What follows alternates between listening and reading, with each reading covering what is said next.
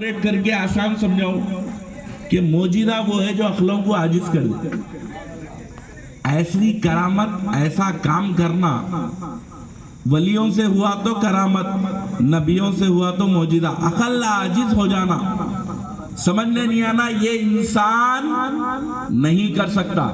जो काम इंसान नहीं कर सकता वो अल्लाह के सिलेक्टेड रसूल, पैगंबर, नबी कर सकते। वो अल्लाह की तरफ से दिए हुए पावर का इस्तेमाल करते हैं और इंसान की अकल आजिज हो जाती। कौन से इंसान की? आम इंसान की नहीं, अक्लमंद की, पढ़े लिखे की, प्रोफेसर की, डॉक्टर की, इंजीनियर की, वकील की, मैं तुरम चीज, सब की अकल जब आजिज हो गई तो वहां इब्तिदा होती पैगंबरों के मोजिज़े। तो अब अल्लाह रब्बुल इज्जत ने हर पैगंबर को एक मोजिज़ा दिया और किसी को बेशुमार मोजिज़े दिए। तो जब हजरत दाऊद अलैहिस्सलाम की कौम नहीं मान रही, हजरत इदरीस की कौम नहीं मान रही, तो अल्लाह ने बेशुमार मोजिज़े दिए। हजरत नूह की कौम, हजरत नूह कौन? ऐसे बड़े पैगंबर, ऐसे बड़े रसूल, अब उनका क्या मामला था? कौम को बोल रहे हैं अल्लाह एक है, अल्लाह वाहदहू ला शरीक है, मान लो, नहीं मान रही। तो हजरत नूह को अल्लाह बोला, ऐ नूह कश्ती बनाओ, 2 पहाड़ों की चोटी पे बड़े बड़े पहाड़ हैं, उसके ऊपर कश्ती बनाओ, दोनों लकड़ी की कश्ती बनाए। अब अकीदे अहले सुन्नत भी दे रहा हूं यहाँ से, हम अहले सुन्नत और अहले बैत के गुलाम कैसा है। तो हजरत नूह कश्ती बनाए, अब पहाड़ों पे कश्ती बनाए, तो पहले जो दावत नहीं सुन रहे थे वो लोग और हंसने लगे, बोले यहाँ पे तो पानी का तस्वुर भी नहीं है, इन पहाड़ों के ऊपर कश्ती बना रहे।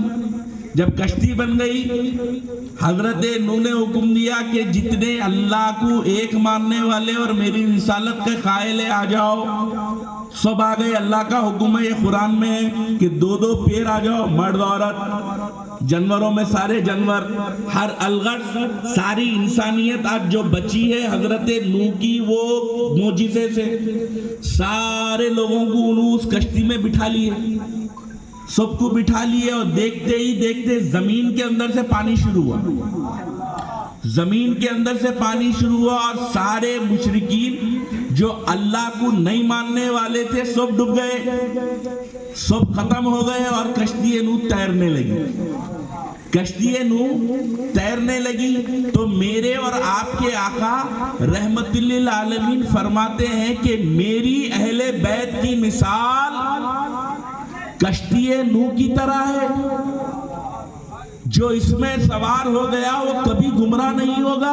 तो मुफस्सिरीन लिखते हैं कि कश्ती नूह में इंसानियत बची और अहले बैते रसूलुल्लाह का दामन थामो तो क़यामत तक ईमान बचेगा।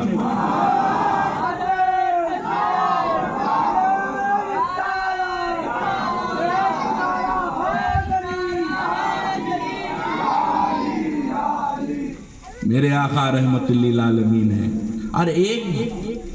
और एक मौजूदा सबसे प्यारा, मैं इससे पहले भी सुनाया, लोगों को समझने भी आता, बल्कि हम क्या है, खातिमुन नबीन की उम्मत है, रहमतुल लिल आलमीन की उम्मत है, हमारे पे बहुत बड़ा करम है, मगर हम अपने आप को कैसा संवारना।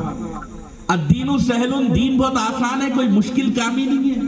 खाली अपने क़ल्ब को साफ कर लो, नीयत को साफ कर लो, उसके बाद इतना अमल करो।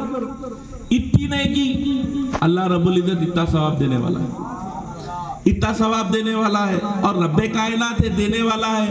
तो मैं एक वाक़या और एक सुनाऊं कि हजरत ईसा रूहुल्लाह कैसे बड़े जलीलुल क़द्र रसूल पैगंबर। अब उनका क्या है, मेडिकल साइंस बड़ी तरक्की करी हुई थी।